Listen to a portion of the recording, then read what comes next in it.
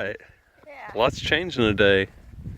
There's the field that we were spreading the fertilizer on. What was that, 2 days ago? Yeah. It was about 60 degrees, and we weren't expecting the snow at all. At least I wasn't. I haven't been watching the weather because I was not dry. Oh, you knew it was coming? Yeah. How'd you know? I was watching the weather on the. They said it was going to snow? Yeah, there's I was watching my old TV shows, and then it's on the top, snow warning, and then it showed all the different states, and it showed Indiana. Oh, okay. So there's a big snowman. Yeah, so we got about 6 inches of snow, I guess. We can be in the record book. So it is yeah, it is heavy, wet snow, and yesterday was the first day of spring, so it's not going to last long. It's supposed to get, I think, about 50 today, so it's already melted a lot. Yeah, this is the start of our day. Out here shoveling a little bit of snow, and we thought we'd make a, we usually don't get this much heavy, wet snow, so that's definitely good snowman snow. You guys liking the snow? You're never going to slick up in this kind of weather, are you? Hey, okay, update on that hitch. I just finished this. Shop's a mess again. That's what happens when you work in it. The more I thought about it, the more it bugged me how to inbox that in. So that's what I did, is I filled in around the bottom of that drawbar and trimmed the ends of it off there. So yeah, and I had Skag orange paint, touch-up paint, so I just painted it up and trimmed off the ends and boxed it in. So I ran a few more beads of weld on it. I act like I'm pulling the world with this thing. I just don't want it to break off. I'm going to try to get this tractor cleaned up a little bit today.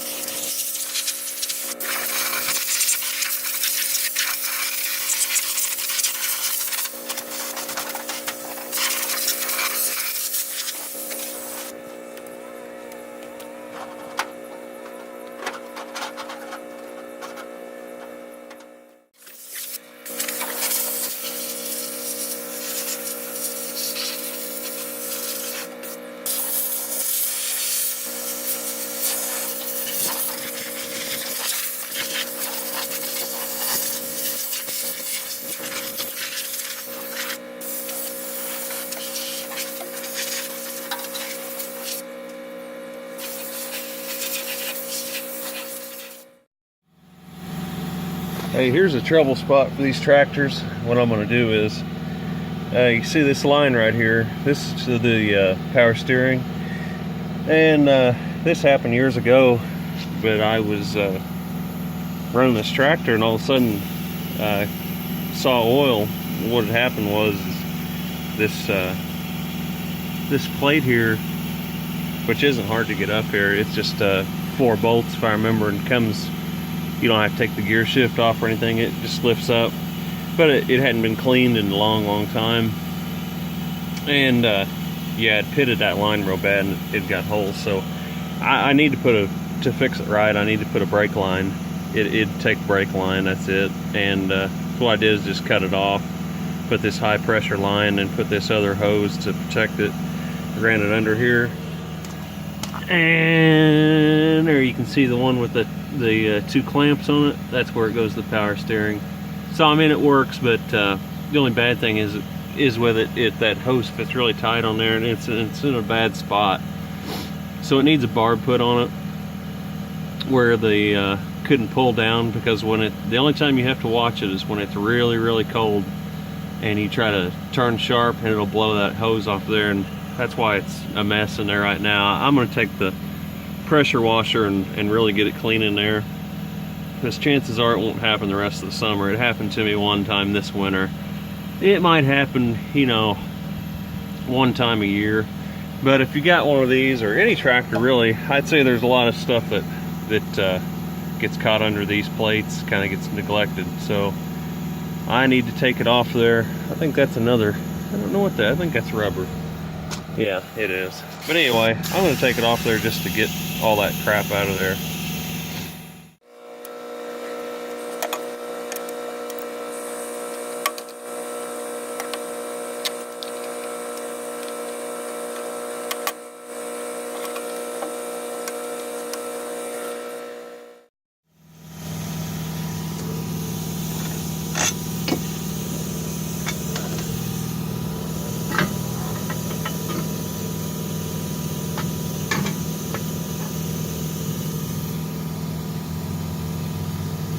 Oh yeah.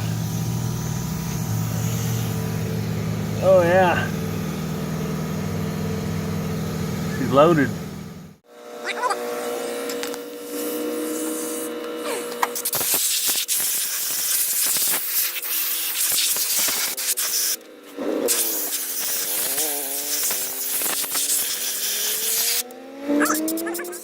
Yeah, so you can see where Mr. Wand here comes in pretty handy.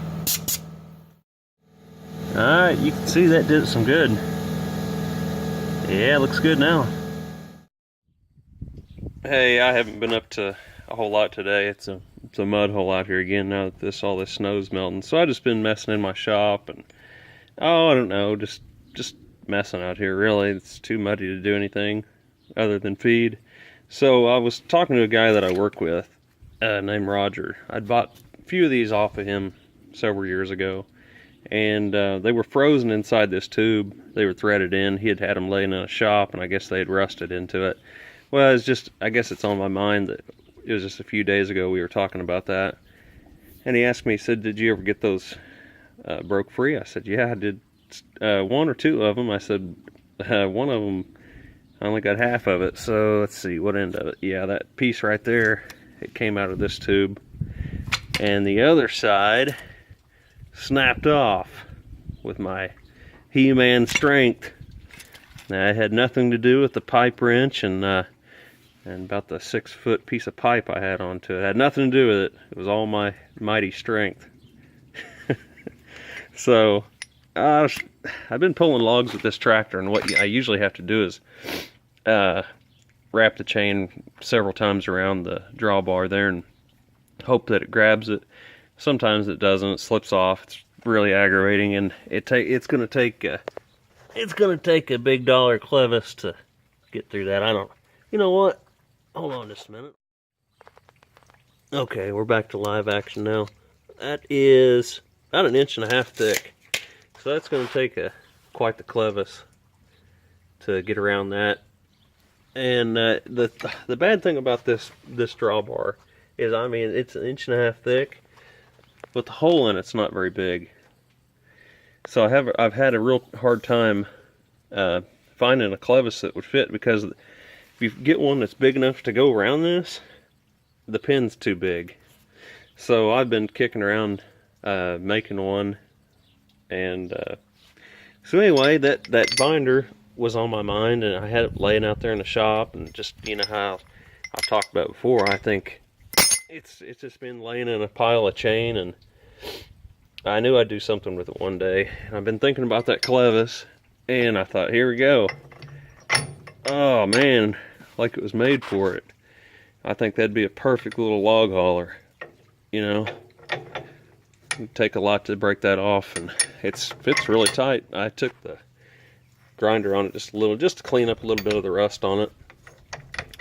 So there you go, Roger. If you watch this video, that's whatever became of the binder that snapped off.